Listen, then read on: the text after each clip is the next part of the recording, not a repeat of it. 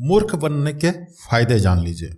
आप अपनी जिंदगी में कभी ना कभी मूर्ख बने ही होंगे, लेकिन क्या आप उस वक्त मूर्ख बनकर कुछ फायदा लिया?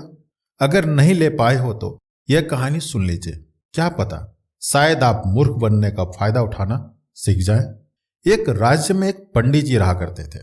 वो अपने बुद्धिमत्ता के लिए प्रसिद्ध थे।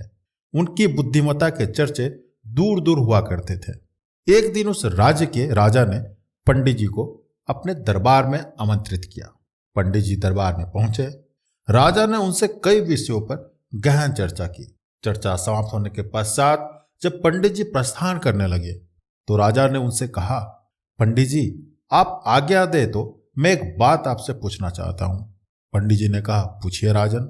आप इतने बुद्धिमान हैं पंडित जी, किंतु आपका पुत्र इतना मूर्ख क्यों है? राजा ने पूछा। राजा का प्रश्न सुनकर पंडित जी को बुरा लगा। उन्होंने पूछा, आप ऐसा क्यों कह रहे हैं राजन? पंडित जी, आपके पुत्र को यह नहीं पता कि सोने और चांदी में अधिक मूल्यवान क्या है। राजा बोला।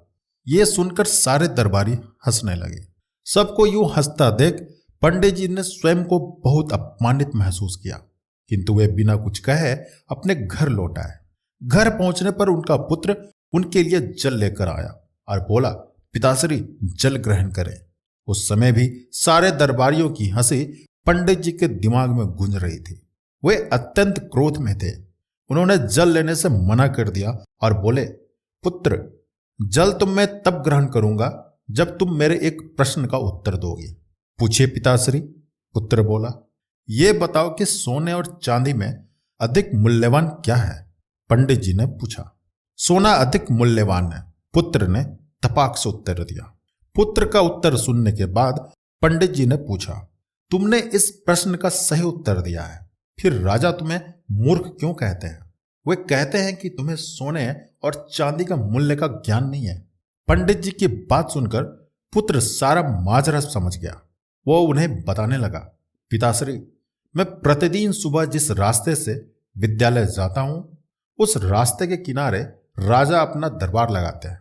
वहां ज्ञानी और बुद्धिमान लोग बैठकर विभिन्न विषयों पर चर्चा करते हैं। मुझे वहां से जाता हुआ देख राजा अक्सर मुझे बुलाते हैं और अपने एक हाथ में सोने और एक हाथ में चांदी का सिक्का रखकर कहते हैं कि इन दोनों में से तुम्हें जो मूल्यवान लगे वो उठा लो। मैं रोज चांदी का सिक्का उठाता हूं। ये देख वे लोग मेरा परिहास करते हैं और मुझ पर हंसते हैं। मैं चुपचाप वहां से चला जाता हूं।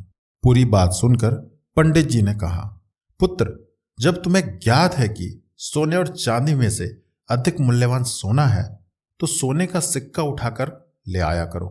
क्यों स्वयं को उनकी दृष्टि में मूर्ख साबित करते हो? तुम्हारे कारण मुझे भी अपमानित होना पड़ता है। पुत्र हंसते हुए बोला, पिताश्री मेरे साथ अंदर आइए, मैं आपको कारण बताता हूं। वह पंडित जी को अंदर के कक्ष में ले गया। वहां एक कोने पर एक संदूक रखा हुआ था। उसने वह संदूक खोलकर पंडित जी को दिखाया।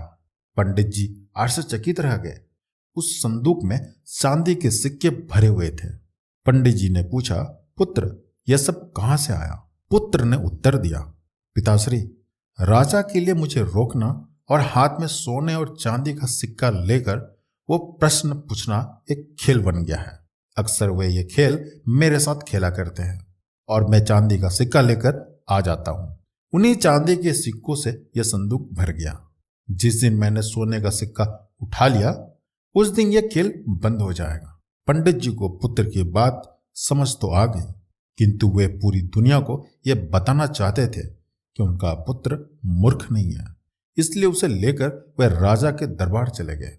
वहां पुत्र ने राजा को सारी बात बता दी कि वो जानते हुए भी चांदी का सिक्का ही क्यों उठाता है। पूरी बात जानकर राजा बड़ा प्रसन्न हुआ। उसने सोने के सिक्कों से भरा संदूक मंगवाया और उसे पंडित जी के पुत्र को देते हुए बोला, असली विद्वान तो तुम निकले। इस कहानी से सीख, कभी भी अपने सामर्थ्य का दिखावा मत करो। कर्म करते चले जाओ। जब वक्त आएगा तो पूरी दुनिया को पता चल जाएगा कि आप कितने सामर्थ्यवान हैं। उस दिन आप सोने की तरह चमकोगे और पूरी दुनिया आपका सम्मान करेगी। अगर आपको हमारी स्टोरी अच्छी लगी हो तो अपने दोस्तों के साथ भी शेयर कीजिए और कमेंट में जरूर बताइए कि कैसी लगी हमारी स्टोरी।